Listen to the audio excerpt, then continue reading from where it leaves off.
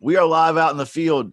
I don't know why we say out in the field. I guess that's a throwback to the old farmer times, but I remember even in the insurance business, we talked about days out in the field. And that meant that we were out trying to get some sales done, trying to make some money. So Yeah. today, yeah, so that's what you're doing today. You're out in the field.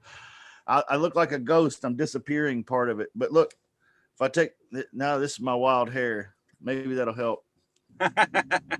This is Real Estate Wholesalers Club. If anybody out there watching, welcome. This is Saturday morning.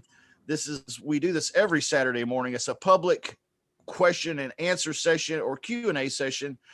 And we want to invite you. We want you to come. Okay. Be a part of this, participate, ask questions. If you're new in the business or if you are thinking about getting into the business, there's a lot of people out there right now thinking about getting in the business. And I can't blame them. It's a good time to get in the business. But that's what we do every Saturday is we come together, we answer some questions, we tell some stories, we have some guests, we have, try to help if we can. That's really what it's about. So if you want to participate today, you can find out more information about us at realestatewholesalersclub.com. You can get a free course over there.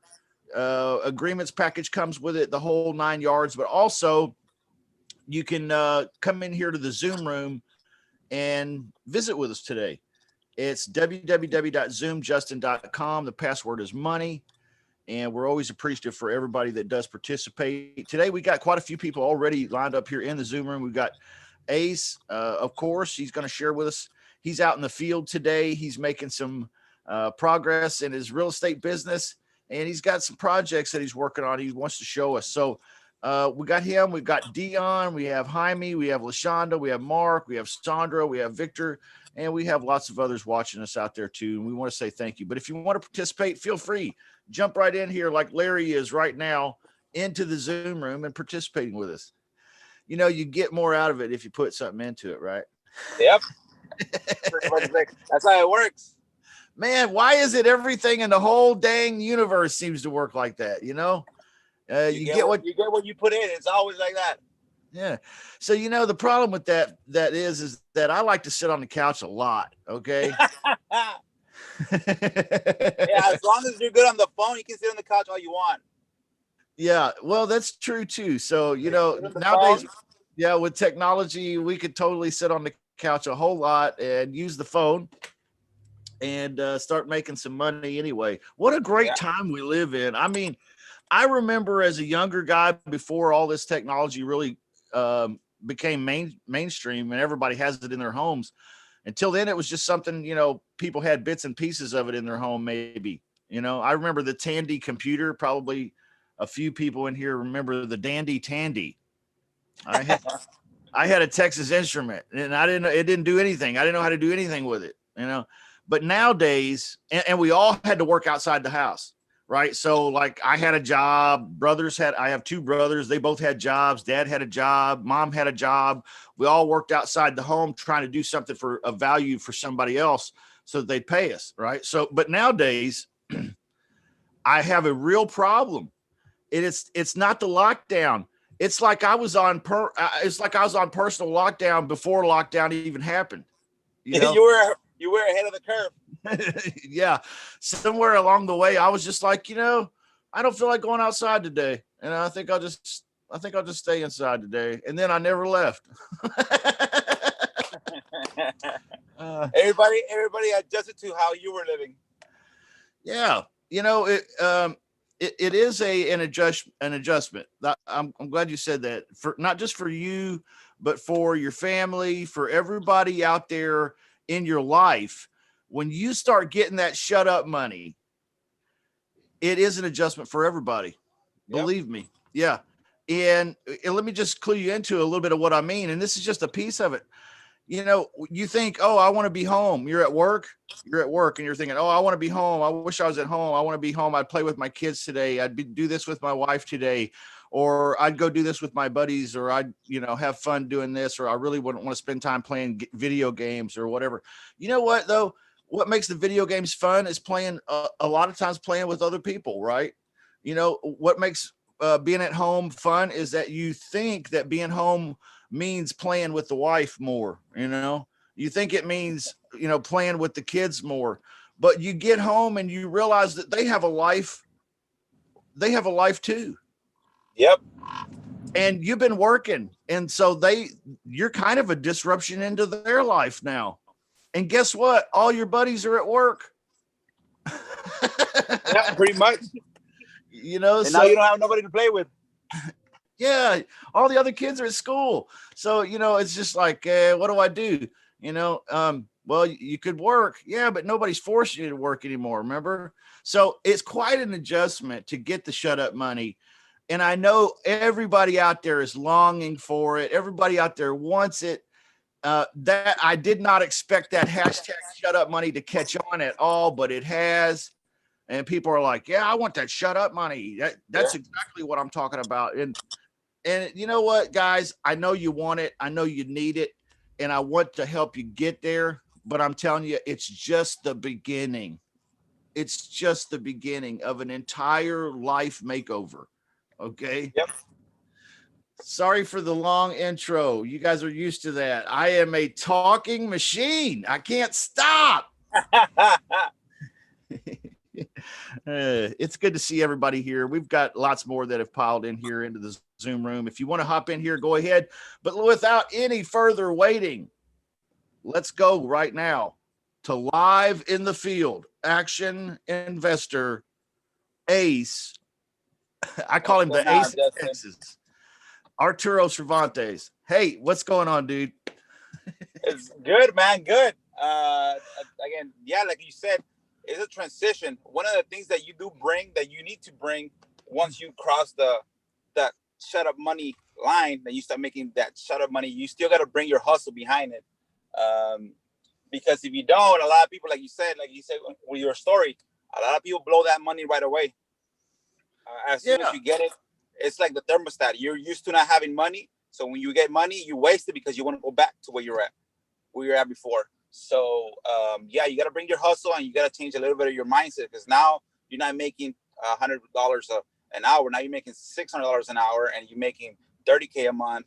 So you got to adjust that. And again, don't disregard what took you there. A lot of people try, like me, I'm in the field. I try not to systemize too much because I still want to have that little hunger push. Hey, you got to get out there. You got to go.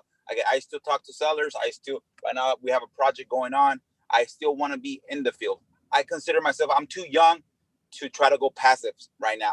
I want to be active because I know it'll come a time in my life where my legs aren't gonna be that active. I'm gonna get tired more. So then I'll probably cool down. Right now, these are my actively making money time where I can go out there, get up early, go to sleep late, have a big cup of coffee, and get it rolling.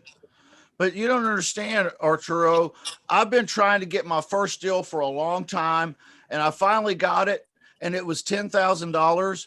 And, I need to do a lot of catching up, man. I got to catch up. I need some new clothes real bad. My wife needs new clothes. I probably need to put a down payment on a new car. I know we need to do some updating to the house and stuff. I mean, I really, really got to. I've been broke so long, Arturo. I can't, put a lot of this money back into the business because I need it. What do you say to that guy right there? Trust me, dude. If you do that little momentum that you're getting, it's gonna die. And then once that 10K, it's nothing. By the time you know it, it's nothing. So make it a rule. Every money that I make, 10% goes to me in something. So if I make 10K, I'm dropping $1,000 in me, clothes, whatever, but cap it.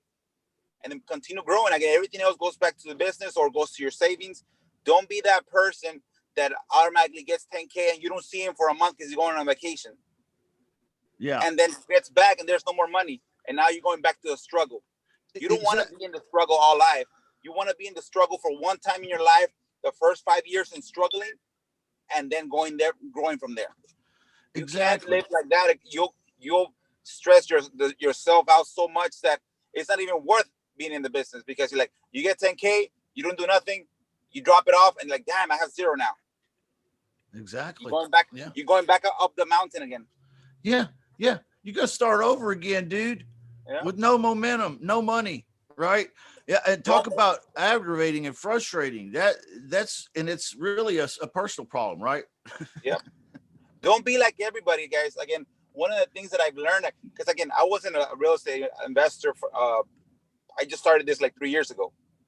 I was a lender before. I was a lender, and I was making really, really good money, like really good money for my area. I was top 1%. But again, when I was getting that money, I did the shopping, the expensive stuff, and everything. But then I was like, this doesn't really get you anywhere. You, Right. as much as you earn it, that's as much as you spend. You're literally just fumbling things because you're never stable. So I had to make Exactly. a switch. I was like, I'm here. I'm not here to impress nobody. I don't want to keep up with nobody. I don't want to be compared to nobody. But I want to make sure that my bank account is full, that I can enjoy when I want to, that I can go out and spend money when I want to, but Yeah. not because I want to catch up to somebody or show someone off. That's why, like, my clothes is always a black shirt, black jeans, or blue jeans, anything. I don't really try to. I did that when I was a lender because my mentality was different. The flashy stuff, the expensive clothes, and I was like, nah. Yeah. If you see most millionaires, they just wear simple stuff. Most millionaires that, well, at least you don't see them. You see the ones like the gurus. You see with the nice cars and the flashy heels, flashy that. Hmm. The audio dropped out there briefly. Uh, we'll get you back there, Ace. I agree with everything he's saying because if I were to be completely blunt with you, everyone listening, it doesn't matter if you make, and this is the first habit, really, one of the first, if not the first, that you have to develop if you're going to get out of the shit. Okay. And I've been in some shit and I've gotten out of it. And let me tell you, one of the first major decisions I had to make to get out of it was stop spending every penny you get. Some guys say it like this: pay yourself first. Okay. Stop. What it basically means is stop spending everything you make.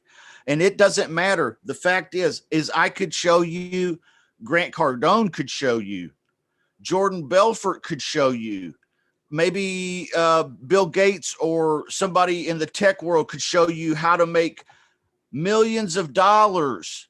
Maybe they could spend in a dream weekend 4 hours over 2 days personally with you and teach you exactly what to do to make money. But if you've got that habit of spending it all, guess what? It doesn't matter if you make $100 a week or if you make $100,000 a week, you're going to be broke.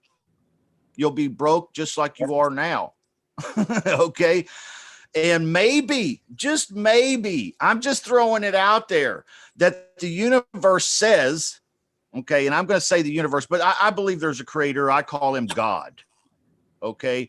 Maybe God set this thing up where the universe isn't flowing money your direction because it knows that you'll spend it all and you'll always be broke anyway. You'll never have anything to show for the good things that come into your life. Yep. Ooh, that's tough. That's a hard ass thing to say and hear, but I have been that dude. And once you start respecting the money and not spending every last penny, you start to what? Accumulate. You know what? The smallest snowflake can become the greatest avalanche. I mean, it really can. Yep. So I don't care that it was $25 this week that you didn't go in the hole and you saved $25. That would be refreshing compared to what it has been for some folks. Okay. Yep. So this is a powerful, powerful point here that you've got to get that mindset and get that money flowing right, even if it's a little bit, right? Hey, there's a proverb that says that actually it's in the New Testament of the Bible, but if you don't take care of what is another man's, who will give you your own? Yep. Yep. They What's can't that? trust you with it. So what? Yeah. The universe or what do you call it, the flow or the karma is not gonna come to you because you're not good. You can't take care of the money, so he's not gonna come to you. It's gonna go to the next person that can take care of the money. and make it grow. Yeah. Yeah. Money is like a fine woman. It really is. It's like having a fine woman. If you don't take care of her, if you don't protect her, if you don't hold on, but hold on loosely, somebody's going to get that money. Yeah. Pretty much. Yeah. Yeah. Somebody's going to get that money, and it ain't going to be you. You know what I mean? That's why they say a fool and his money are easily parted. You know, it's called stewardship. That's a perfect word. Perfect word. Stewardship. Yeah, definitely. Yeah. Definitely. Nobody's gonna trust you if you can't handle your own money. No one's gonna trust you to do other people's money or etc. Like in taking care of a woman, like you said. Again, it has to have you have to have a right flow. It comes through you, and you're able to guide it the right way to grow. If you guide it to spend, then it's gonna come to you. Again, believe it or not, it is what it is. Yeah. If you research the top CEOs, the top billionaires, reading their books, their biographies, it is what it is. You have to be able to be a good steward of your money. You have to be able to have the money come to you, and you put it in places, in buckets, where it grows and multiplies. And if you don't know how to do that, the only way that you can manage money is by spending it. Again, you're putting yourself in the hole by yourself. And it is what it is. You might realize it early by hearing other people, or you might realize it late by being stubborn. And then when you're 80, 90, that you can't really do anything, they're like, damn it, I should have listened when I was 30, 40, 50. But a lot of people, they don't listen. A lot of people like to live their life their own way. It works. But then when one of the things that I know that I from a book that Seneca, is like, when you're 90 and your legs don't work, again, you're all beaten up, the only thing that works is your brain. So you're going to go back from day one that you have consciousness of your life. What did I do? What could I have done better? And having those regrets, man, that's going to kill you, because you're like, damn it, I wish I can do something right now, but I can't. And that's why if you look at older people that skydive, they're trying to catch up on the things that they didn't do through life. Exactly. They're trying to catch up. People that try to make amends with their family members, they're trying to catch up because they know death is knocking. Like, man, I need to do all this stuff. Like, so do it right now. Listen, learn from other people. Don't be stubborn, and you'll get a long way. But if you're stubborn, it's your life. Definitely YOLO. But being YOLO and being broke ain't fun. Being broken, being YOLO. Yeah, it's not fun. It's never fun to be broke and having not to be able to go out anywhere as far as make money or etc. Just having to do party once a week and once a month instead of every day if you want to. Yeah, and you know, your wanting machine, that part of you that always wants something bigger and better. You know what? It never quits working. I don't care how much you do achieve. There's always somewhere to grow to. This is like the ride that never ends. Okay. You are never, ever going to be in such a place that you just sit around and do nothing. Ever. I swear. Arturo Ace is the busiest dude I know. Okay. I should start a course called the Lazy Man's Method. Okay, because that's me, but not Arturo, man. Arturo, what time do you get up in the morning, and when do you start hitting your dreams? Early. Because as soon as I go to sleep, I'm already thinking. I can't go to sleep sometimes because I'm already thinking about how the next day is gonna go. Yeah, I do that too. I stayed up last night till almost 3:00 in the morning, rewriting my goals and my plan and my focus and what happens next. And, you know, it's exciting to do that. But so I have a hard time getting up early in the morning because my brain spins all night long, right? But you, though, you've got this energy level. That's what I'm getting at, man. Where do you get this energy? Tell us. It's called caffeine. It's called Monster. It's called Red Bull. That's what it's called. And again, if you're having fun in life, you don't want to be asleep. That's one of the things that I know. If you're having fun in life, you do not want to sleep. You want to sleep the less, because as soon as you wake up, the fun starts. Oh, yeah. Yeah, it does. I have a hard time sleeping, man. And I know that that's part of being healthy too, is making yourself get a good, 7, maybe 6 to 8 hours sleep every night. Sometimes it's just hard for me, guys. I'm so excited about the things. I got people that count on me, man. You know what I'm saying? Yeah. I can't be laying in the damn bed thinking about what I'm going to do. I have to get back up and do this. All right. I'm sorry. I just yelled in everybody's ear. Hopefully everybody's awake now. I think we lost Ace again. He's out at a job site right now. And when he gets back, I wanted him to take us right out there to where he's at and tell us what he does, what he's doing, what he's working on. Ace has been in the VIP for quite a while. He's I do some one-on-one consulting with Ace, but not a whole lot. And what we work on together, he and I, is the phone call. And he's good at the phone. He was good when he called me. But we practice role plays and scenarios, and we knock off the rough edges and we polish him up. And man, he's got a great testimony that his closing ratio this year, he has drastically improved his profitability. So that's how I know Arturo. Other than that, he just adds a lot of value to the club. He adds a lot of great content, to be honest. Like the things he says, you can tell he's really doing this stuff and he really believes it. Okay. So that's the kind of people I want in the club, talking to the club. Okay. So we allowed Ace an opportunity to take over a Friday session of the VIP Q&A. And I started listening to Ace's message, and Ace's message is that of absolutely devastating your local market. I mean, really, guerrilla marketing. And when I say guerrilla marketing, I mean the weird spelled gorilla, Geurr. I don't know, but it's like sneaky warfare. It's like sneaky techniques, right? Now, it doesn't mean that the techniques are unheard of. Sometimes they're so simple you're discounting them. But Arturo, he's got an entire business that he's developed, a process, a rhythm, a weekly and daily ritual of things that he does. And so he shares that with us on Fridays as well. I've offered to put him on the website, and I did. He's there right now. If you want to check out more about Arturo, you can at realestatewholesalersclub.com. You can, in fact, you can even hop on his calendar and meet with him. That won't cost anything. Okay. And while you're there, get the free course and all that stuff. Yep.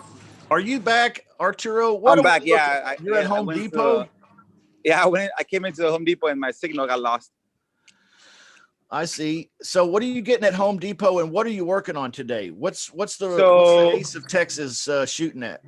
Right now, the project that we're in right now, it was a pre-foreclosure. Like I was telling you guys, all my marketing is probably 98% free, 2% just hustle, just doing it your own marketing. The only thing that I pay for maybe just be bandit signs, skip tracing, pretty much everything else you can do it yourself. As when you're broke, you're not broke. You're probably just broke with money, but you're not broke with time. You have all the time in your life, and that's valuable. Successful people will love to have your time. They don't have time. They have everything is being structured for them to get pulled out. So this was a pre-foreclosure property that we targeted we got this lead from the county. So once it worked out, he couldn't pay for it as far as he couldn't pay for it. He lost his job. The property is probably, as is, condition wise, was probably worth $320, but it wouldn't pass inspection because it had a lot of stuff that was missing. Once it's replaced and rehab, this property is worth around $425. So you were like, well, how'd you buy it? Well, I don't really think about it. I'll meet you over there. So like, how'd you buy it? Well, I didn't really buy it. I just took over the payments. It's up to it. I did give the seller a consideration of $10K because he was literally, you know what, Ace, if I don't get $10K in my pocket, I'd rather let it go. Have the bank take it. So I was like, no, well, let me give you $10K. Let me stop the foreclosure. let me negotiate with the bank. And if they don't negotiate with me, then I'll just block the foreclosure until they do negotiate with me. There's multiple courses. One of the courses that I bought was CP Martin's course about cash cow, where you block the foreclosure for maybe 2-3 years. How long you been doing this, man? How long? Not this deal, but how long you been in real estate investing? I think 3 years. When I was a lender, I retired from lender in 2017, January. I literally crossed a year and I stopped doing lending. 2017, I didn't do anything. Literally, it was my black year. What do you mean? What's that mean? Which means you hit the mute button, dude. You get your hands full. There you go. Gotta repeat the three words. So I didn't do anything at all. I couldn't. I was like shocked from being so long in the 9-to-5 that I couldn't do anything. I had no motivation. I didn't have anything. So all I did, I know, was, again, I started getting my licenses. Like, I got my life insurance back license.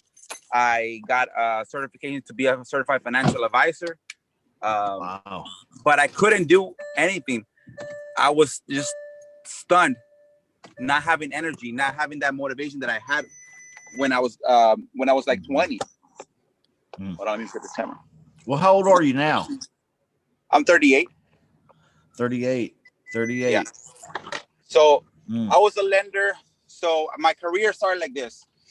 I came from Mexico, from another country, with the belief that, of course, you educate yourself. So high school, college, I got a bachelor's, I got a master's, and then I went to work for a bank. Again, you always believe that that's where the money's at, right? At the bank. That's where the money's at. So again, that's what they teach us. That's what people teach you. Yeah, but it's funny. It trips me out when I watch these crime shows, man, where these guys go in and they rob a bank and they're like, I got away, but I only had $3,100. I'm like, yeah, what? Like, how do you rob a bank? Nah. It only takes that much. Well, the bank doesn't have a lot of money. That's the point. Yeah, but they have the top CEOs have a lot of money. Not the work. I consider myself. Yep.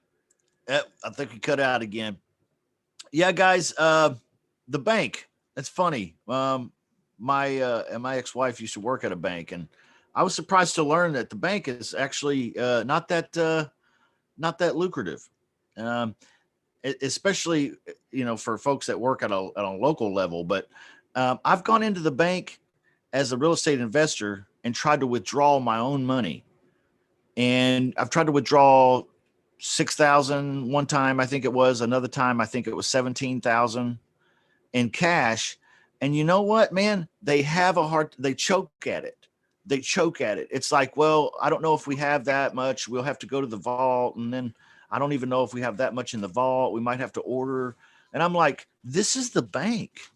And I'm not asking for hundreds of thousands of dollars or millions. I'm asking for like a few thousand, And I'm sure they do that for safety protocols and all that stuff. I think that's interesting. That's an interesting factoid about banks. That's Sorry crazy. about that, guy. Yeah, where were you, dude? You were talking about... I lost. My signal lost. I was getting into my car. So, yeah, I did that. I did the educational way. I wasn't making a lot of money. So I wanted to do it only for 5 years and go on my own. It extended to 8 years. And I was just stuck. I was so comfortable doing the 9-to-5. I already knew what I needed to do. I was a lender. I knew exactly how to do the business and get comfortable. But something inside of me was saying, man, you need to test yourself. Don't be a little bitch. Test yourself. See if you can make more. Push yourself from the line. So, the year crossed. I quit. 2017 was my dark year. I didn't do anything. I couldn't get myself up out of the bed early enough because I was just like numb. So 2018 crossed. I was like, okay, 2018, I got to get done. And I was telling the guys, it was hard putting myself in a position of telling myself, you know what, Ace, you have no money. You have zero money. You don't have money in the bank. You have zero money. You need to get out there and earn a living today. So that's why, okay, I can't pay for services. I can't pay for this. Okay, how do I do the stuff that makes sense? Yeah. Okay, YouTube. Yeah. Now, one of the things that I tell everybody here, when I was a lender, I paid what's it called? Robert Kiyosaki's course. I paid $12K for that. I paid like almost 30, 40K worth of mentorships, which for me is bullshit. Wow. It was bullshit. Are you in a place where you can turn your camera back on? Yeah, hold on, let me see. I was just thinking, make sure it doesn't fail. I understand. Yeah, there we go. So I was like, I spent like 40K in education, and that's where I hate the gurus. Education, they make you busy, create an LLC, get business cards, create a website. No, that sucked because I put 40K into it, and that was the cheap end because there's people that paid 100, 130K for nothing. Wow. And I was like, no, I'm not gonna do that in 2018. I'm not gonna do that route because that route didn't give me any money. You're in the belief that behind the paywall, that's where the money's at, and it's not. Yeah. So yeah. So then, can you hear me? Yeah. Yeah. So then on what's it called? On 2018, okay, let me see what I've learned from the mentorships, and then let me go on YouTube. Everything was YouTube. Okay, and I heard people, hey, you need to master your county. You need to be the person that if someone asks you, well, how does this work in your county? You know exactly how it works. From anything that has to do with real estate, inheritance, divorce, marriages, lien notices, quick claim deeds. So basically, you have to learn your whole county like your back of your hand. You have to know exactly where to target everything. And that took me, I had the time. I had the time to go online and research. And literally, you're talking about hours upon hours learning. Okay, what's this document? What's this document? When does this document get recorded? When does that document get recorded? Doing all that. My first deal was like an 80K deal from a tax lien. How'd you find it? That deal was there was a service called C-Buyer. I don't know if you guys know about it. Z-Buyer. Yeah. Z like Zorro. Yes. Yeah. Well, I knew C-Buyer had a deal where they send you leads on a monthly basis. They do their marketing online. One of those leads was a tax code lien where they had paid a third party to pay for the local taxes so that the county won't sue for the property. And now this guy, he was late on that payment for the tax company and then late for the payment to the local for the New Year's taxes. So then I was able to lock it up. And I didn't know about guts. I didn't know about nothing. That deal took me probably like 3 months to actually close. As far as getting on the contract, I had to go to their houses like 4 times, and they were asleep or whatever. But I had that hunger because I knew I don't have no money, Ace. You have no money. You're broke. If you don't close this deal, you're not going to eat. Yeah. That's my mentality. Yeah. So, and again, my first. You don't have a mom or a dad that's like, oh, it's okay, son. We'll take care of your rent this month and pay your light bill. That was the hard part for me to realize, like to put myself in that position against the wall. Because again, when my job, I did it for 8 years. I had savings. Again, I didn't have no bills, and I had my house and everything was paid for. But it was hard putting myself out of the comfort zone. Yeah. But I was able, reading books about psychology and how to put yourself, doing the one thing with the R. Kelly book. I need to put myself in the position where I'm broke, and I need to put myself in the position that I need to get this deal. And you live, like you say, you eat what you kill. Yeah. So I kill it, drag it home, and cook it up. Yep. Yeah. So I kept on that deal. I kept on calling him because I already had at the price, but he wasn't that really convinced.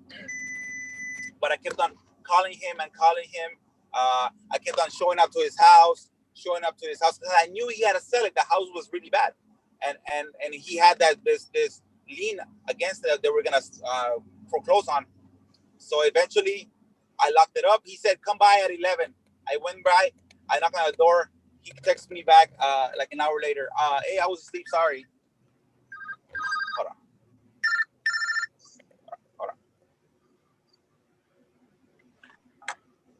He said he said he was asleep.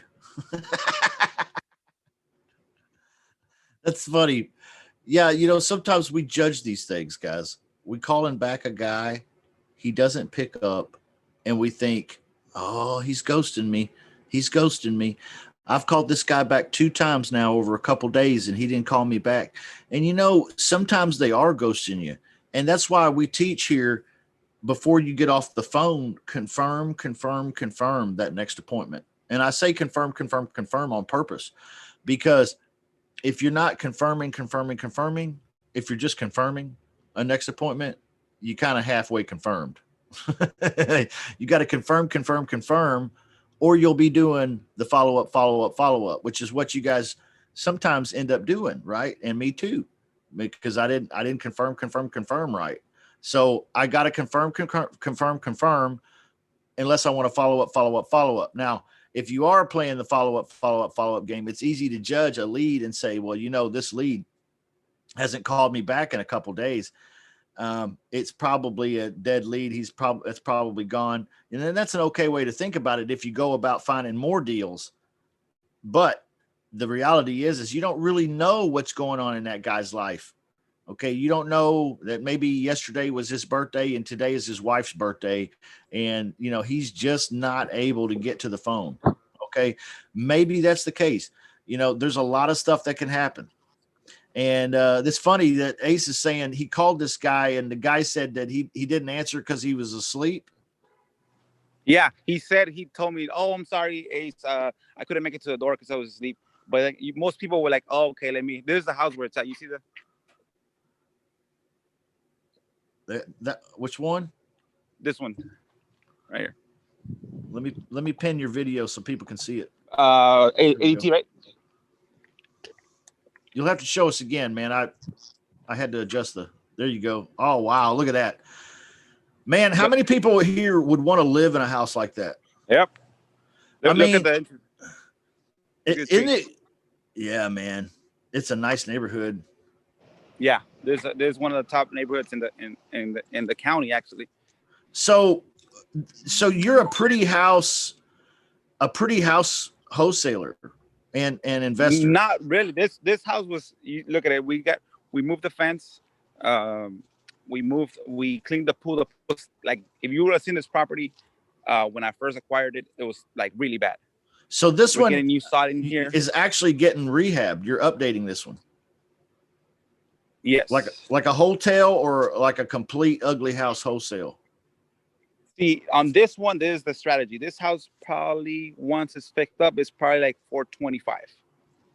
And what do you got into I'll it? probably be right now just 10K. But all in, I'll probably be okay. Wait a minute, 10K. 25K in. 10K you gave the seller and you took over the payments. Sub 2. Yeah, but again, there's no payments right now because it's under pre-foreclosure. Okay. So how that works is that I'm not gonna be making no payments for the next probably 12 months. And before that happens, it's going to be rehabbed and sold. Exactly. And I'm gonna have my attorney negotiate with the bank to bring the payoff down. I see. Nice. So you see this house? So this one, that's nice. I probably captured probably 150K in equity after it's all said and done. Not a bad take on that one, right? I mean, $150,000. You mean 150,000, not 150, right? Yeah, $150,000. But a lot of people are scared, and again, like this, people are scared that it won't work. But I'm willing to put my money where my mouth is and get it done. A lot of people think you can't negotiate with banks to bring the payoff down. A lot of people think that you can't stop foreclosures. And a lot of people say, "Oh, you're crazy." Well, when I get that 150 check, then I might be 150K crazier, right? Yeah. You like know what, say, man? Scared money don't make money, right? It don't make money. Trust me, it don't make money. And that's why I left my business, because what's it called, my lending business, because Wow, look at that was scared gorgeous. money. That was 9 to 5 money, and it was good money, but I wasn't gonna get to the $500,000, the million, 3 million, the 4 million range transfer. I was never gonna be there. What is this room? Is this a dining room, or is this a This a like mirrored wall? like a ballroom kind of thing. Yeah. Well, that's pretty. Yeah, it's nice. It's 2 stories, 3,400 square feet. The hottest ISD in the area. I'll be having some parties up in here. Yeah. Up in here. Yeah, I'm putting around 7,000 in the back, as far as in the backyard, to make it a really good entertainment center like area. You see that tree is gonna get some lighting. I push the fence forward. I'm gonna get some nice seating there, some sod, sprinkler systems, lighting on the trees and everything, and getting locked up and getting it to look nice. I'll probably be all into it, probably like 25, 30K. Wow. And I want to negotiate the payoff down to probably like 200K. So I'll probably be all into it like 230. If it's 25, I'll probably sell it for maybe like 400K, and that's the difference that I'll be making. Is this like a light rehab?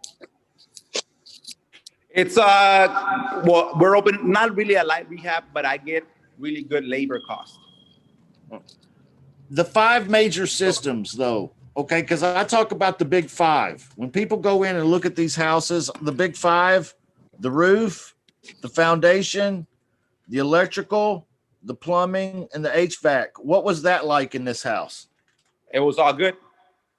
All the big 5 was good. So we're talking about a cosmetic deal. Yeah, the pool was dirty. The sod was dirty. It wasn't upkept. Right now it's closed. We're gonna open up this wall. How does a guy that makes the kind of money to have this kind of a residence, how does he get in this kind of financial despair and let his grass grow up ass high and the pool turn green and it needs all this and that? How does a guy that owns a house like this get in that position? What's his story? So this guy, again, I feel sorry for the guy.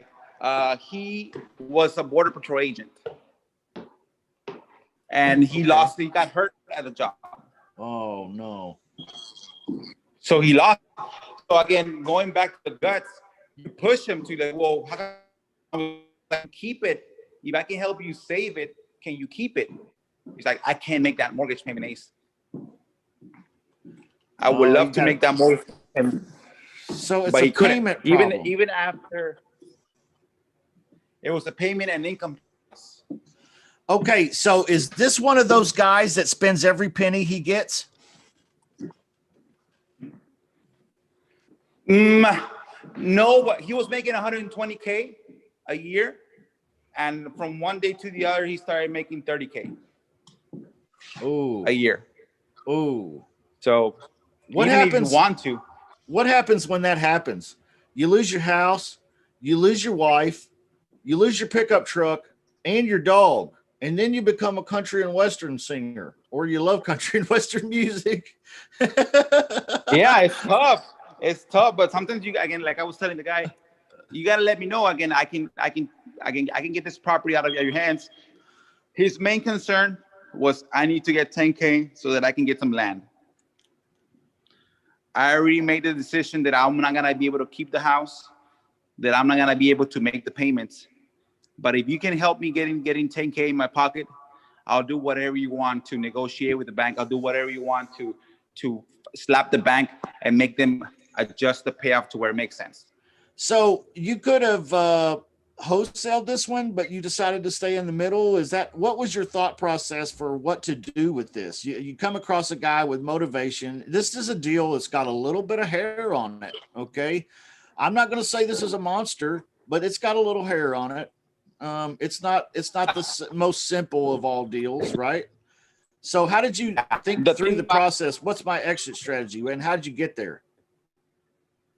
So knowing what I know, a lot of investors that I know, they love that cookie cutter process where they can just buy the house, fix it up, and sell it. If you buy the house, you'll probably be paying like $280 for it. and then you put an extra 30, 40 into it, you're at 310, 320. You might still make another 50 in the back end, but if the average house in this area will sell, not in this area, but in this county, the ones that sell a lot are 150. You can buy two of those, so they'd rather not get a big house like this because they can't make the numbers make sense because they're dropping 300K or 50K when they can probably put 3 properties, 100, 100, 100, and make maybe double. Yeah. So, folks, my KPIs. I was going to say, folks hear me talk about lease options, bread and butter houses being 3-bedroom, 2-bath, 2-car garage. And honestly, that's bread and butter for not just lease option tenant buyers. That's bread and butter for fix and flippers and landlords too, right? Yeah, pretty much. Yeah, this house. But this house is not bread and butter. This house is croissants and butter, right? Yeah, this is the nice thing. And the thing that I tell people, like my KPIs, if I can make 130, 140K in the back end, and I only spend 30K in the process, plus my knowledge that I know as far as how to block the foreclosure, it came from $1,000 that I paid to a mentor like 3 years ago. Then how much is my KPI? It's like 403. What was that? Like 600%. So it's a no-brainer for me. Yeah, beautiful. It's a beautiful house. We've been going for a little over 45 minutes now, and I haven't opened up the floor, and I want to. Are there questions in the chat room or in the comments or in the Zoom room? Anybody want to unmute their microphone? Anybody bold enough to not only unmute your microphone, but maybe turn your camera on? Mag is here. Mag is here. What's going on, Mag? It's good to see you, dude. Good to see you. I think Ace dropped out again, but he's coming back in. Ace is doing one-on-one coaching too, guys. So if you like Ace, if you connect with Ace, check him out at realestatewholesalersclub.com. And I recommend you do that for a couple reasons. One is because we're the real thing. Okay. We're real people doing a real job, and we really help people, and we really are there for you. Okay. Secondly, Ace joint ventures with his students. Okay. So he wants you to destroy your local market. He's going to give you assignments and homework and tell you exactly what to do. Now, whether you do it or not, it's up to you, but he's going to tell you exactly what to do. And not only that, he's going to be there to help you along the way. So not only that, I think this is number 3 or number 4. I came up with reasons why you should check him out. 3 or 4 is because honestly, everything we do at Real Estate Wholesalers Club and the coaching and the support that we offer, I believe is the best in the whole planet. But here's the thing. It's also the most affordable. So don't think, oh, that's not for me. Okay. Just get on the site and talk to him and see if it's for you. Yeah. Okay. You decide. But you were telling us, Ace, I was going to open up the floor and you got a question. Mag had a question. That's where we were. Yeah. What's up, Mag? Go ahead, Mag. What's up? So I know, Wace, you were talking about the, putting your back against the wall. What would you recommend? How did you do that? How did you go about putting your back against the wall, even though, if you had money on the bank, and you were somewhat stable? How did you go about it? Like, what was the mindset behind it? And if you can tell us, like, give us an example.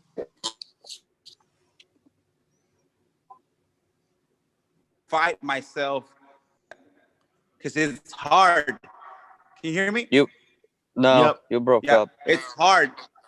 It's hard being able to put yourself against the wall.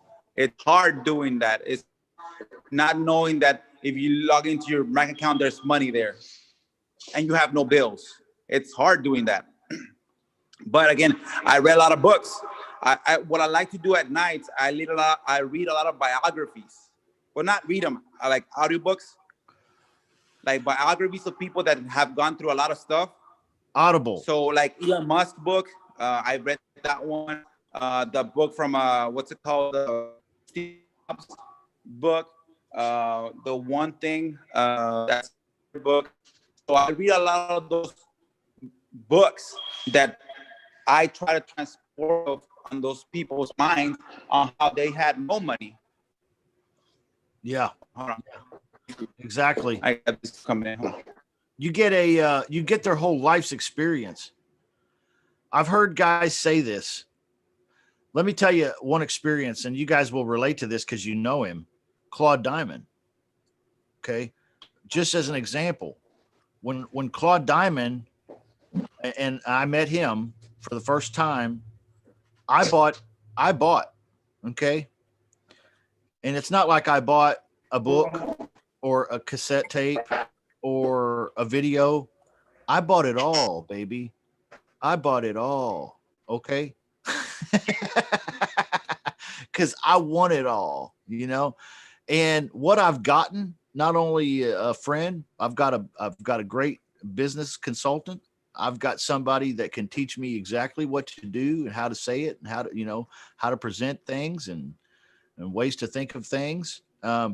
I've got I have this man's decades of experience now uploaded into my noggin. Okay. Because I spent time studying this man's life. Dude, I'm here to tell you that's worth 100, maybe 1,000 times more than I paid for it. Yep. Those experiences that we learn from other people, like they say, I'm standing on the shoulders of giants and stealing their concepts. If I can buy a course for $1,000 and I get 20 years worth of experience in 1 year, that's how I was able to put myself against the wall. That way, by being able to learn from other people of their struggles to be successful, how they had nothing. That's how I said, you know what? You have nothing. You have zero money in the bank. You don't have no cars. You have no money in the bank. You have no money as far as in your pocket. So you got to go out there and hustle and hustle every single day. Like if you don't eat, nobody eats in your family. Yeah. You know, that reminds me, man, and I'm sorry if folks feel like they're not spiritual. I am always reminded of stories from the Bible, and it's partly because of my upbringing. My mom and dad are ministers, but in the Old Testament, this is a long time ago, right? Old Testament, long time, thousands of years ago. They had fields that they grow crops in like we do today, and they would have master harvesters that would go in, and this is their job. This is what they do. They would harvest, like Boaz. He would harvest the fields, and it was his field. And that's how it worked, just like today. Except back in those days, they would have the widows and the orphans were allowed to come and walk behind the reapers and pick up what was left, because the reapers aren't able to get everything. Okay. Walk behind the reapers. Man, I get goosebumps when I hear things like that. Walk behind the reapers. Arturo is making money. I'm making money. Victor Walker's making money. Claude Diamond's making money. Come walk behind us. That's what we're inviting you to do. Just come walk behind us. Pick up some of the scraps. Pick up some of the gold nuggets we leave behind. Okay. Yeah. You'll learn how to do this. Right? You'll learn how to harvest for yourself. Yep. And even if you learn from somebody that's making 20 million, you learn 1% of that. How much is that? 200K? Man, I'm not math's not my strong. But that's 200K. That's I'm willing to learn from somebody to be able to just capture 1%. Elon Musk is a billionaire. If you learn 1% of him, that's money there. The Apple guy, the same thing. Bill Gates guy, the same thing. Unbreakable, the same thing. If you learn, that's Goggins, I think is his last name. He was a Marine. His life sucked. Like if you read his book, his life sucked. And he still made it through. Yeah, made it through life. You know what I've learned is your life sucks, my life sucks, his life sucks, her life sucks, their life sucks. Everybody's life sucks. until you do something about it. Exactly. Until you say, you know what, and not anymore. I got to do something. Exactly. Yeah, you got to put the foot down a little bit. Are there any questions in the Zoom room here, guys? I keep getting off on. I'm telling stories from the Bible and like. I should just have my dad on sometime and let him just share all the Bible stories he wants, and then we'll just call it a day with that. Anyway, are there any questions here? We got a great group. Anybody here in the Zoom room or in a chat have any questions on creative finance, owner finance? That's your expertise, right, Arturo? Owner finance and creative finance, subject to. You're not a big lease options guy in Texas, right? Not a lease option, guys. No, I'm more like a wrap guy, a sub 2 guy. But like I was telling my team, like I don't put myself in buckets. If I have an issue in front of me, trust me. If I don't know how to do it, I'll find a way how to do it. And if I have to bring somebody in here to do it with us, a third of something is much better than 100% of nothing. Oh yeah, absolutely. And the power of the VIP club is that right there, being able to bounce deals off of other people. But you have built relationships too outside the club, right? I mean, you have folks that you ask and they participate in helping you structure a deal, or, hey, here's a thought, you could do this or you could do that. It's huge. None of us know the answers on everything. Nope. No. Nope. None of us do. And we can't be fooled to thinking that way. Again, that's going back to being stubborn. You're like a bull. You're gonna be hitting that fence every single day instead of working smarter and bringing somebody in and learning. And of course, I always say, if you bring somebody in, you gotta pay them for the time, because if they ask you to come into something, you would like to get paid for your knowledge as well. So just give it back. That's the way you ask for people to take care of your knowledge. That's the way that you want to have people do your knowledge. Exactly. I got a question for you in the chat here. For Arturo, normally, how do you handle a seller who has equity in their property and they would like to keep some of their equity? I always, like, one of the things that I learned from you is push it to sell it to a realtor. Like, well, what am I doing here? So why don't you just list it with an agent? You're definitely getting more than what I can pay you. Again, you do have to pay for commissions. You do have to pay for an appraisal. There's an inspection, so you got to fix the inspection so that the inspection report comes clean when the bank comes in. Because again, I'm not your solution if you want all your equity. I'm your solution when there's no other solutions. And of course, I like to be a nice guy, but I can't go home with my wife and tell her, hey, I was a nice guy. How much money did you make? Oh, I didn't make anything. Right. But I was a hell of a nice guy. Yeah. I'm a hell of a nice guy. Don't you love me? Hey, don't you want to go make love? Not with no money. You're not with no money. That's about how it really is, I mean, and it ain't, you can't blame her.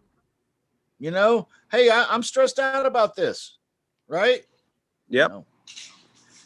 So like that question about the equity, tell them, well, it sounds like you want all your equity, so just sell it with a realtor. I can actually patch you to one of my top realtors. I can get it done, and she'll negotiate her fee, and she'll tell you the process.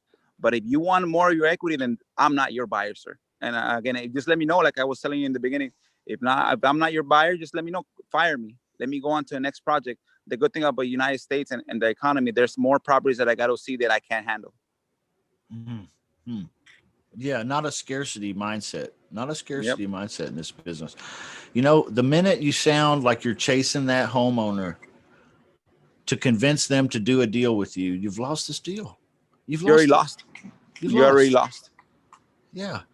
And how many of us get on the phone, and as soon as that guy says, yeah, that may work, we're like JoJo the Idiot Circus Boy, right? From Tommy Boy, and I broke my sale. Yeah, pretty much. Yeah. So how'd you find this house again? I know you told us, but it slipped my mind. It was a pre-foreclosure deal. I asked the seller the first question when I called them, do you have time to sell? Or do you need to make something decision now? I knew the answer already, but I had to have him tell me the answer. He's like, no, Ace, I don't have the time. Okay. And I told him, I see that it was listed a while ago. How come it didn't sell? And he's like, well, it doesn't pass inspection. That's what I love. That's what I love about this. We teach guts. It's like a question-based sales system. Okay. And you can tell everything he's described so far about the questions that they're all questions. How come you didn't sell it with a realtor? Do you have time for this? I mean, you probably want to wait a long time. See, it sounds like he's pushing him away. He's giving him every alternate option. And the guy himself is Xing him out. No, can't do that. No time. No realtors. I need help. And here we go. He's selling himself. Exactly. And that's one of the things that I learned from you, Justin, because I you know me, when I first started, I was more direct line. Yes or no, move on. But now I have pace where I can build a rapport with the seller. I can nurture the seller. And of course, I still do my blunt yes or no's. If not, it's okay. But I still learn from you being able to talk to seller and being able to not rush to yes or no, move on. Being able to ask the right questions, hear myself talking and slow down my pace, have the seller answer the questions. Because sometimes we know the answer that's going to come out of their mouth, but we need to have them say it, not us. Yes. And there's no millionaires out there. There's no multi-millionaire real estate investors that are sitting down on the phone this morning and pulling out the old trusty script. Oh, I know that they said that they've got $1 million script. I swear I saw it myself. And I could probably get it for free if I put my email address in this box. But there's no multimillionaires, real estate investors sitting at a desk pulling out the old trusty script. That's not how it works. And they get you with that. And that's what I don't like. They get you with that. They get you with saying, oh, yeah, just sign up. And this script is going to make you $1 million. And if you're looking for a life vest, you're gonna put your hand out. And that's disservice for the industry. That's not nice for them, because they know for a fact that it doesn't only just take the script to be successful. There's a lot of, it's like an iceberg. You're showing me the tip of the iceberg, but you don't show me all the back office stuff. Exactly. And you fool me, and you're fooling me with that. You're letting me know, you're selling me the dream, knowing that as soon as I buy it, it's bullshit. And then they come back to you and they'll say, well, it didn't work because you bought the dream and then you just let it sit on the coffee table. You didn't. Yeah, well, I wish you would have told me. Yeah, I wish you would have told me that before I paid you. You should have told me that it takes this, it takes this, it takes this. Yeah. And that, like, going back to the seller, I need you to understand that I can show you what to do, but you got to do it. You got to be able to wake up early. You got to be able to be consistent. You got to be able to knock on doors. You got to be able not to be afraid of talking to people. You got to be able to go to sleep late and wake up early. If you don't have the time during work, after hours, from 10 at night to 3 in the morning, review your county, learn your county. That's when it's going to make, that's the bottom part of the iceberg. And you have to do that legwork. And we teach that here at Real Estate Wholesalers Club. I teach that. Arturo teaches that. Victor Walker teaches that. Claude Diamond, definitely. He invented that. Okay. Yeah, so Claude is fire. We will teach you how to actually converse with these people like a millionaire real estate investor, not like a script reader. Okay. Because that's not how it works. But we will break it down for you and teach you this question-based conversation where the homeowner will either qualify or oftentimes disqualify themselves. And that's okay.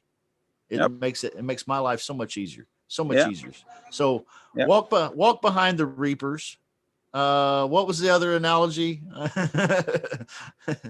I don't know. It's again, just understand that it's gonna take you to make a difference in life. It takes you. I'm not gonna force you to do anything that you don't want to. If I, like my partners that are joint venture, I'm vested in their marketing because I need to have that area be successful. I'm paying for marketing. I'm doing this. I'm teaching you what I've learned, what has cost me 30, 40K to learn. I'm teaching you this information, but I need you to do the legwork. You're my avatar, but you got to be able to move your legs. I can't do that from far away here. So I'm vested in my partners to be successful because like, you know me, I'm frugal with my money. And if I put $1,000 in a place, I need to make sure it gets me 10 back. And if it doesn't, then that's a loss for me. I try not to accumulate losses. I learn from them, but I try not to accumulate them. Yeah. Let me summarize today. Be a tight ass. Don't spend everything. Get a good mentor. Walk behind that guy and learn how to pick it up. Learn how to pick up the harvest, right? Okay. You don't always know the exit strategy when you go in, when you're looking at a deal. Okay. You know it before you do the paperwork, but you don't always know it when you're looking at a lead. That's pretty normal. Okay. So don't feel like, oh, well, I'm too dumb for this. It happens to all of us. Me too. That's why we have a club here. That's why I invented this. All right. Partly. And so get yourself surrounded by people who can help you. All right. So a lot of good nuggets coming out of today. I want to wrap it up today if we can. If there's no questions first, I want to at least give you an opportunity to at last ask any questions, offer any comments, any subject. I don't care if it's a lease option in Texas or if it's a lease option somewhere else, or if it's a creative financing deal. Like Arturo is a specialist with that, and with the sub twos and with stuff like this. Anything out there? Does anybody have a question? I do. Okay, LaShonda. LaShonda, let me I'm still like early in the morning with my smartphone. That's all right. I don't have a problem turning on my camera. I got a piece of land under contract, and it's not in my area, so I'm trying to do it virtual. Got any pointers on finding like developers or whatever to try to get some buyers? Is it residential land? Yes. Okay, residential land. City lot. Is it a busy city? Is it a desirable lot, do you think? I would think so. Okay. Based off of the area, it's like not too far from a highway and not too far from where a lot of stuff is at. So I would think. Okay. I would think so. Okay. Does anybody in the room here have advice on places where she might find a buyer? Is that the question, LaShonda? Yep. I got on Zillow and I went under new construction and just saw what was over there. But Is on there? Zillow, it don't give. Yeah, there's some new construction over here. It's like some new houses that are building for like 400,000 and 500,000. And so, based off of the homework that I've done, I came up with you would take that times it by 20%, and that's kind of like what their all-in cost would be, is what I'm getting. And so now I'm just trying to find a buyer. Zillow don't give you that information. You know what I mean? Right. And Zillow's been funny lately too. Yeah. Arturo, what were you going to add to this? Ace. Just go to the city and ask, hey, where do I get a permit for? Can you hear me? I can hear you now. Can you guys hear me? Yep. Okay. So go look at the local city who's pulling permits for new construction. There's a list of people that pulling permits for new construction. Those are your buyers. It's in a different. It's not in my state. Okay, just call. It's in another state. Okay, call. Like this is where knowing the market and knowing the county how it works. Again, go online and see how do I search people that pull permits. Also, go for the county appraisal. Is there any LLCs that own properties in that area? LLCs are probably investors. Okay. Michael, and literally, if there's a street, if there's like 30 streets there. If I was you, if you don't want to search, just get a city, get a map around those addresses and skip place them. And if an LLC comes up, research the LLC and call them. Hey, by the way, I have a lot next to yours. Are you interested in maybe buying another? Yeah, good ideas. Michael Goolsby says, tell her to Google land buyers in the area. Kimberly J says, I would look at recent lot buyers in that city zip code, which brings up another good point. Rick, I don't know if Rick is able to unmute his microphone, but Rick, she can search for vacant lot property buyers on PropStream, right? And pull off data. Yeah, I did that. I called PropStream and they told me how to do that. I did that. So now I Okay. gotta look up the LLCs. Okay. And I That's was a good gonna go shortcut. to what's it called? Open Records, I think, Mm. for LLCs. I Mm-hmm. think it's called Open Open Records. corporate. Oh yeah, Open Open Corporate. corporate. Yeah, I knew it was open something. I was gonna go there and look up the LLCs. What's the best way to escape trace LLCs? On open corporates, they don't show you the numbers. Nathaniel Wilson says contact him. He's in the VIP. On open corporate. He's in the VIP, LaShonda. Nathaniel Wilson. Tag Nathaniel Wilson in the private VIP Facebook group. Uh-huh. He has 3 lots under contract right now, and he's going through the same thing. He might have some good ideas for you. Okay. Yeah. Nathaniel on open Wilson. corporates, you get an address. And again, with Michael's software, with the REI Automator, sometimes he searches skip trace just with the address. And if worst case scenario you can't get a hold of them, mail them a letter. Yeah. Get the address and mail them a letter, 50 cents. Yeah. I wish I had the magic sauce on getting skip traced information for LLCs every time. But I'm telling you, when I was an investment banker, when I'm a real estate investor, it doesn't matter what title you put on me. It's a hard job sometimes to find LLC. That's why they have them. They don't want to be found. So Ace, the first one you said was to call the county and see who's pulling permits. Exactly. Yes. Okay. And get their names.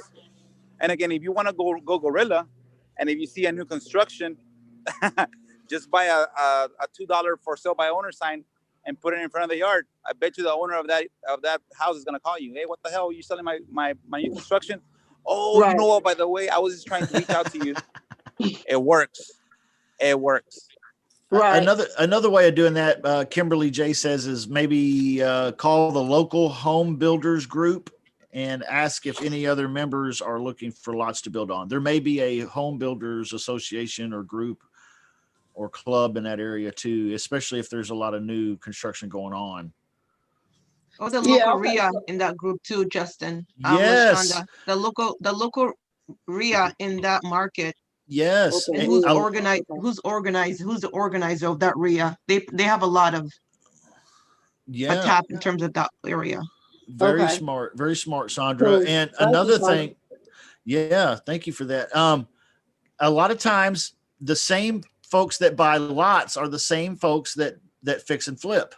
Okay. Right. Some of these fix and flippers have the ability to do what we sometimes hear as tear down and rebuilds. Mm-hmm. Okay. This would not even be a tear down and rebuild. It would be a vacant lot. So it might even be a little easier. And some of these guys have manufactured homes, or, what do they call those? Prefab kind of deals where they've got relationships and they bring those in. Yeah. Okay. Michael Batista, he has connections like that. So he might be somebody to ask. He might have some good guys like that to send you to. I don't know. There's a lot of good advice here though. Is there any other good advice? Just have guts. You got to fight for it, right? You got to fight for your right to party. Crazy.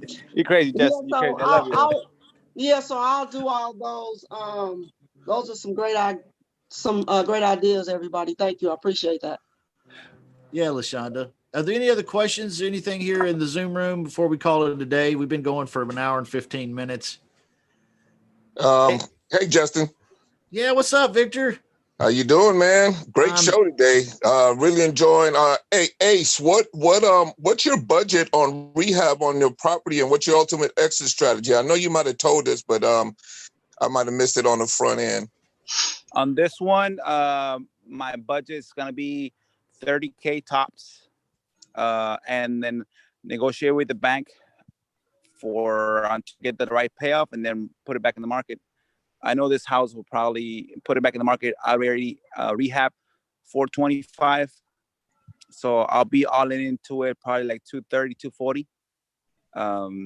And yeah, if for some reason my wife wants to live in it, then we'll live in it for a year or two. This area goes up in value. It might be worth $500,000. It might be worth $500,000 in about 2-3 years. So you're gonna ride the equity wave? Yeah. Right now I have like 130, 140 once it's fixed up. But if I sit on it for a couple of years, I might make an extra 100K. Man, that's a good look. What is your primary focus as far as the rehab that you're going to do, the areas that you feel are the most vital? The most vital here, it's going to be creating a good outside entertainment area. Okay. Opening up the kitchen for the woman, for the wife, to be able to enjoy the kitchen. But again, most people in this neighborhood want to bring people to enjoy the area. So I want them to have a really good entertainment area outside with trees, with the pool, with the music. And yeah, that's the main. I'm not gonna really rehab other parts that much, but that's basically the main exit strategy. I hope she does. I hope she does, man. I want to come down there and to Texas and visit you and swim in your pool. Yeah, we want to have the party at your house. Pool party, everybody. Pool party. Definitely. I'm down for that. Let's do it. Let's make it a thing. Let's come down. Let's enjoy it. I'll throw the grill in the truck and bring it down unless you got some. Let's do it. I can bring a bunch of meat and drinks. Bring the beer. Yeah, let's have a little mastermind in my backyard. There you go.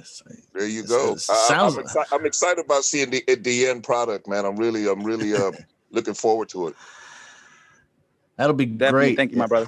That'll be great. Yeah, let us know. Keep us updated on that one, and even pictures is okay.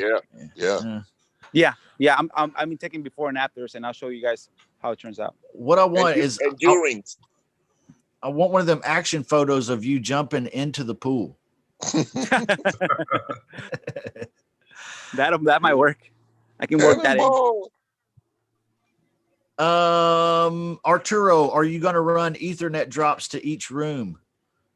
Am I going to do what? Ethernet, HDMI and Ethernet cables. Are they going to be hooked up in every room? Nope. The good thing about this area, again, it's a really, if you have a 500,000 people district, as far as my area, this is the most desirable area. Does it have a jacuzzi tub? Yep, it does. Jacuzzi tub. I'll tell you what, I'm 44 years old in a couple of weeks, and I still love to take sit-down baths in a nice jacuzzi tub. Yep. Oh, by the way, the pool itself, it's heated. It's a heated pool and a heated spa on the outside. Ooh, nice. Yeah, you see how the high end of the area is just it's a really nice area. That's great. It's gonna be a great party. It makes bubbles, and you don't even have to fart or nothing, huh? Yep, and it's warm, yeah. So you can have a cold. What's it called? You can have a cold shower in the pool and still be warm. Oh man. That sounds great. Arturo, we're proud of you, dude. And we're so happy that you're a part of the club here and that you've taken a leadership role and that you're sharing and caring, man. It's very much appreciated. And we don't take you for granted at all, not in the slightest. Are there any other questions or anything here in the room before we call it a day? Hey, Justin, how do we get on Mark's accountability program or whatever you call it? Yeah. It's a Facebook group, and it's called "Shut Up and Be Accountable." I was gonna ask Mark. Some of the content he's putting in that group is so great. I was gonna ask him, man, put this in my group. Let's just merge groups and put it in my group. Now I don't know if he wants to or not. And that's okay if he does it, but it's really good, guys. You need to go check it out. It's small right now, and that's okay. Accountability groups and teams like that probably ought to be kind of small, but Mark is getting in there every day, putting in his Can you put a link to that in the chat room here in the Zoom, Mark? Sure. Can you do that for me? I can do that. That way Larry can click the link and go right to it. Okay, thank you. Thank you, Mark. Yep. Love to have you. We try to offer things like that for folks here in the club because, everybody's got a different rhythm and a different style, and you can plug in here. Okay. And you can have support and you can have the rhythm and establish that consistency. And that's really what Mark's trying to help folks do. And there's no better way to help yourself do that than to help other people do it. You can take my word for it. I can tell you, being a part of the club makes a big difference for me in my activity level.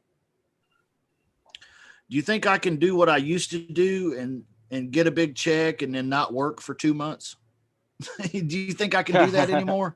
I can't do that anymore. No, I've got the club. Okay. So the club will do the same for you guys. Plug into this stuff. Shut up and be accountable. Good question, Larry. Good to see you too. Mark, thanks for putting that together. Yeah, it's in there. It's in the chat. If anybody, I'd love to have anybody wants to get in. We'll have some fun. In the chat room here in the Zoom room, if you're looking for it there, Larry, move your cursor and hit the chat button down at the bottom and it should pop up. All right. Yeah, Ace, thanks for being here. Thanks for sharing everything that you did share. We gathered a lot from you today. Appreciate that. Mark, thanks for that group. Anthony, thanks for being here. Aaron, Errol, Jaime, good to see you, dude. Jerry Smith, always good to see you. And LaShonda and Mag and Rick, one of my favorite people in the whole world, Rick Gentry. This guy is so smart. He makes me look like a mental lightweight. Okay. Are we on Monday now? Oh yeah. Are we on Mondays? Yeah, I canceled the Wednesday night Q&A for VIP permanently. Of course, next Wednesday, this coming week, is the night before Thanksgiving, so we probably wouldn't have it anyway, but I've canceled it permanently, and we've opened up a new Monday at noon. So that way we're going throughout the entire week, Monday, Tuesday, Wednesday, Thursday, Friday at noon Central Time. Okay, every day at the same time, and then Saturday at 10 a.m. I just think it makes more sense.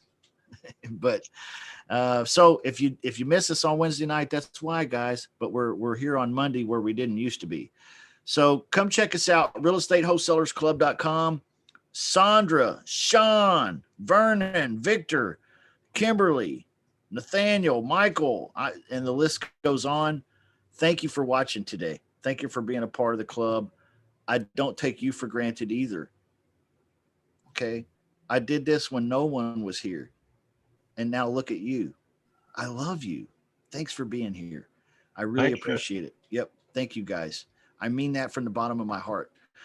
So until I see you again next week, remember to have a great weekend. Stay safe and do something that pushes you towards your goals. That's it. Just do a little something, little victories.